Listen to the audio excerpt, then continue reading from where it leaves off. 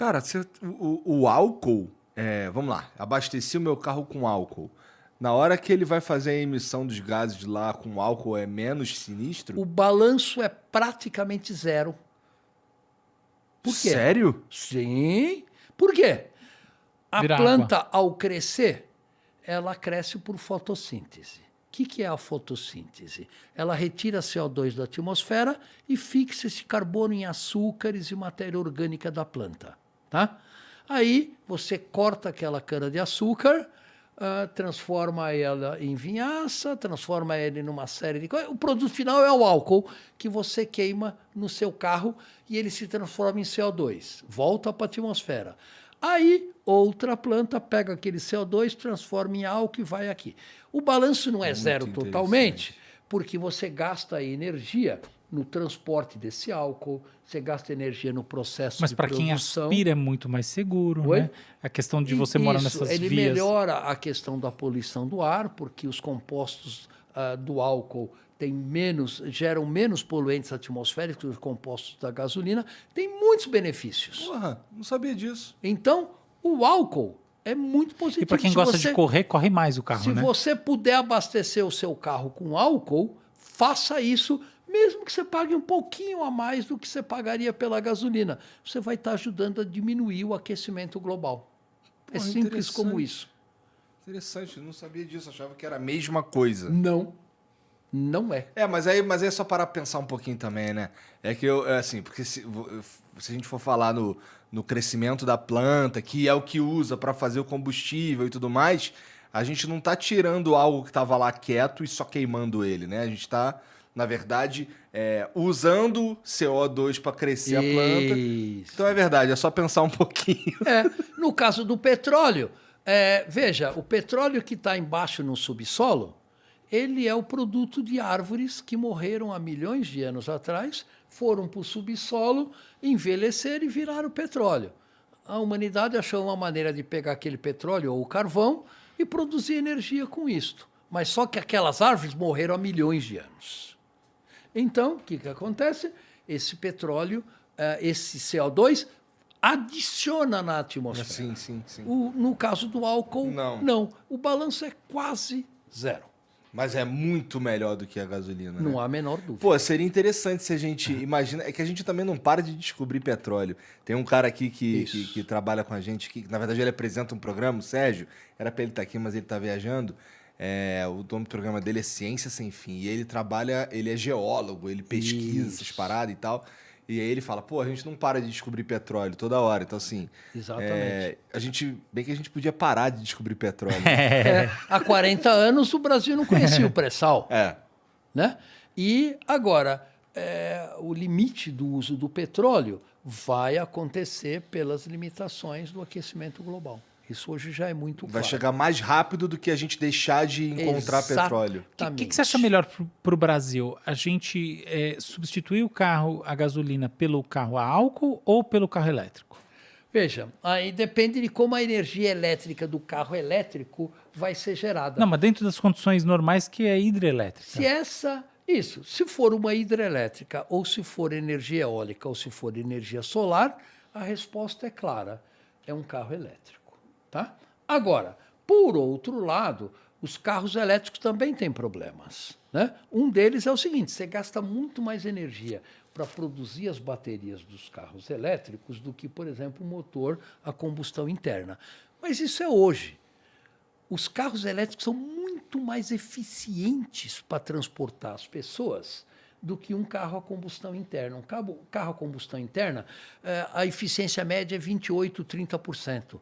O resto é calor e atrito mecânico. Um carro elétrico é muito mais eficiente. Então, ele é muito mais inteligente do que esses carros que a gente tem, que foram inventados há 2 séculos atrás. Basicamente, você está falando que 30% da energia gerada por um carro é o que move ele. Exatamente. O resto a gente gasta com calor. De bobagem, em atrito, calor e assim por diante. Né? Então... um carro elétrico faz muito mais sentido. E o futuro da mobilidade é elétrico. Além disso, ele não emite poluentes. não mata pessoas por poluição atmosférica, né? Então, se a gente conseguir mecanismos de reciclagem de carros elétricos, reciclagem dessas baterias e assim por diante, não há dúvida que a vantagem estratégica é enorme. Ainda assim, o álcool está aí. Agora, tem um problema. Nós precisamos de um carro que tenha 4 metros de comprimento e que pese 2,5 toneladas para deslocar uma pessoa de 70 quilos de um lugar para o outro? Não. Não precisa ser muito esperto para perceber. Então, está errado isso. Poderíamos ter carros elétricos minúsculos, de 1 metro, com carroceria de plástico, levíssimos, que precisaria de muito menor quantidade de bateria e que não precisaria andar a 250 km por hora, sem dúvida nenhuma, como carro urbano. Claro, essa tecnologia já existe. Mas ela não vende, Paulo. Exatamente. Eu quero entrar no carro, pisar e ir voadão 250 por hora. Exatamente. Um carro que a maior parte dos carros elétricos de bateria tem 1,5 toneladas. Você carrega bateria, você usa a energia da bateria para ela se autocarregar. Só para o carro ser grande. Não faz sentido. Está errado isso. Redondamente enganado. Então, são vários aspectos que nós vamos ter que mudar na nossa sociedade. E essas além baterias... disso, não adianta nada em São Paulo trocar os 7 milhões de automóveis poluentes por 7 milhões de automóveis elétricos. Isso não é sustentável. Claro. Tem que investir em transporte público, tem que investir em transporte de massa. Né? Propriedade individual de automóvel é uma coisa que tem que ser extinta. Não precisamos disso. Né?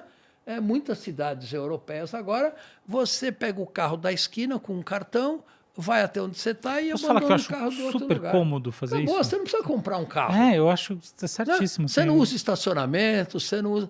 E assim por diante. Então, Paulo, vou deixar isso aí para a próxima geração, hein? Acho que essa eu vou pular. Não pode, não. Eu gosto muito do meu carro. Tem que ser para essa geração. Isso tem que mudar. São hábitos. Mudança de hábito de consumo vai ser fundamental, que é o que você está dizendo agora, entendeu? Você falou isso daí, me pegou de verdade, assim, porque, porra, caralho. Vai ter que mudar.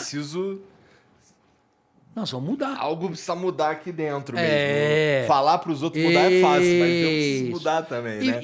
Isso vai em todos os aspectos do consumo, né? Nós temos um nível de consumo que não é sustentável. Eu tenho, né? Todo mundo tem. Agora, se você pensar, hoje a geração mais nova, olha, tem uma mentalidade muito melhor do que a minha geração. De longe, eu acho. Isso já está mudando, em geral, né? Claro que tem um desvio padrão muito grande aí, mas você vê isso, eu vejo isso concretamente nos amigos dos meus filhos. Sobre as baterias dos carros, elas têm uma vida útil média aí de uns 10 anos, mais ou menos. Tu sabe o que a gente faz com elas depois que elas vão para o espaço? Então, obviamente, as baterias têm metais preciosos como lítio, gadolínio e assim por diante, que tem um valor comercial enorme. Então, é muito lucrativo reciclar esses metais. Além disso, a tecnologia das baterias está evoluindo muito rapidamente. Você pega baterias de 10 anos atrás e compara com baterias de hoje, pega no seu celular. Um celular de 10 anos atrás, 90% dele era bateria. Hoje é 10%. Tá? Então, a tecnologia vai melhorar bastante no armazenamento de energia. E isso é necessário. Nós vamos ter baterias nas nossas casas, para que durante a noite você possa ter energia. A propósito, essa foi uma aposta certa da Tesla, né? Por exemplo. Essa foi. Isso. Então tem que ter baterias, né? Armazenamento de energia. Agora, nós desperdiçamos muito energia. Você pega o seu carro, anda aqui na Marginal do Tietê, na Marginal de Pinheiros, às 10 horas da noite. Você vai ver prédios inteiros acesos com luz. Que é uma loucura. Será que tem gente trabalhando naqueles escritórios iluminados todos? Não. Mas você sabe qual é a questão, né? Qual? É que é mais caro você desligar e ligar do que você manter ligado. Você sabia? Então, por causa do reator. Dos reatores, né? Então, esse tipo de essas é um reator coisas, antigo, uma iluminação tem que mudar, antiga. Né? E a gente, com isso, construiu uma sociedade que faz muito mais sentido do que a sociedade que a gente tem hoje. Muito mais eficiente, muito mais igualitária, muito mais justa para quem para os mais vulneráveis e assim por diante. Esse é o único caminho que a gente tem. Senão a gente vai chegar vai alcançar um estágio que a gente vai ter um planeta igual lá. Tu viu o filme Interestelar, que vocês viram esse Sim, filme? Claro. sim. E aquele filme ali mostra que os caras tão bolados, pô, precisamos Isso.